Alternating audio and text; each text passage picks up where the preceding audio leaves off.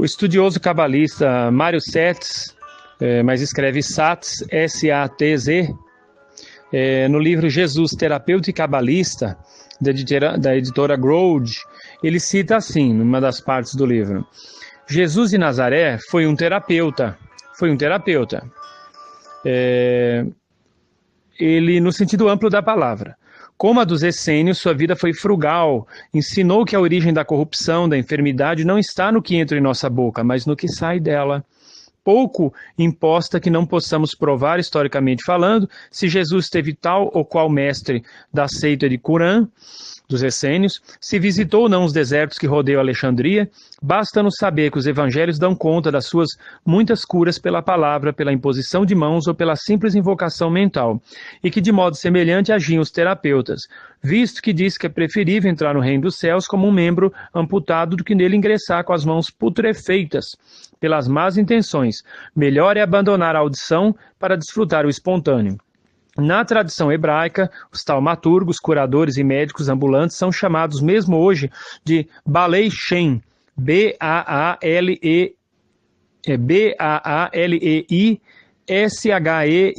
Balei Shem, possuidores do nome divino, entenda-se assim a tradução. Os antigos sabiam que toda terapia procede do alto e que o médico não é mais do que um veículo, uma ponte entre a saúde e a enfermidade. Em Mateus capítulo 15, versículo 30, lemos: E os puseram aos pés de Jesus e ele os curou, de sorte que o povo se admirava, vendo os mudos falar e os coxos andar e os cegos verem, e davam glória ao Deus de Israel. Os cegos, coxos e surdos não são necessariamente enfermos literais. Podem muito bem ser aqueles que têm pés e não sabem caminhar, têm olhos e não sabem ver e têm ouvidos e não ouvem. Nesse caso, o terapeuta tem como missão tornar fértil, cultivável. Lembremos que seu nome tinha essa mesma implicação. Um corpo ou um membro inculto, seco, entorpecido pelo mau uso, preguiça ou negligência. Aí tem uma outra parte que ele diz assim: sabemos que o nome Yoshua significa, entre outros, Salvador, Curador, que era o nome de Jesus.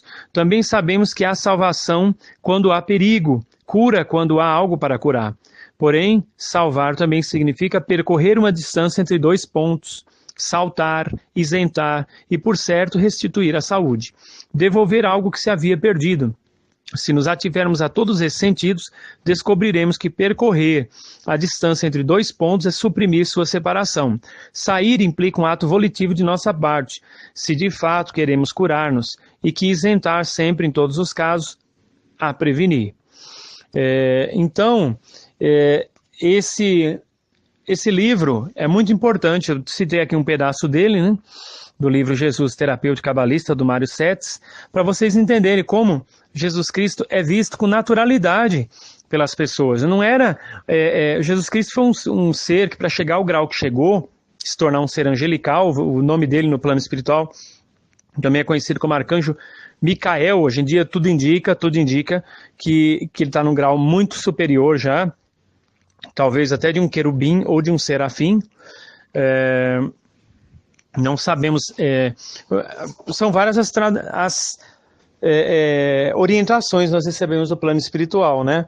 Mas tudo indica que ele está num grau acima do grau arcangélico.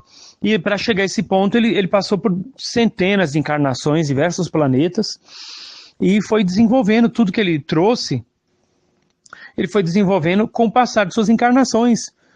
Então o caminho é a reencarnação. Jesus Cristo era reencarnacionista, deixou isso bem claro, e era uma pessoa, um ser humano, que veio, aliás, era um ser angelical que reencarnou como ser humano, e veio nos trazer coisas fantásticas e maravilhosas, né? Não necessariamente foi crucificado, todos nós sabemos quem foi crucificado, foi o mestre Serapis Bey. Jesus Cristo não foi crucificado.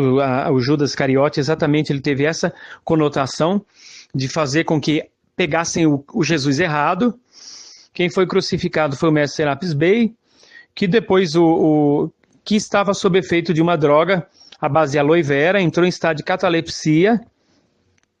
Quando tiraram ele da cruz, aparentemente morto, José de Arimateia, que sabia reverter o efeito do veneno, ressuscitou o amigo, porque eles pertenciam à mesma seita dos essênios. Jesus Cristo também pertencia a essa mesma seita, que era a seita que o pai dele pertencia, o José. E José de Arimateia, o chefe dessa seita de essênios, ressuscitou o Serapis Bey, né, cortando o efeito do veneno, e deram seguimento, né? E Jesus Cristo ainda ficou um tempo com os discípulos, depois foi para a Índia, onde veio a falecer na Caxemira com quase 100 anos de idade. Isso tira a importância do Mestre Jesus? Não tira. Isso tira o amor que nós temos pelo Mestre Jesus? Claro que não.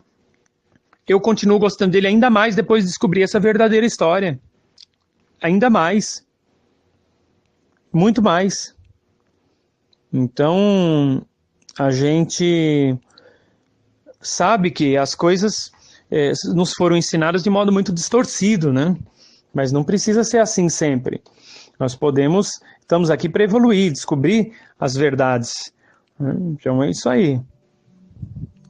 Que Deus abençoe e vamos continuar o curso.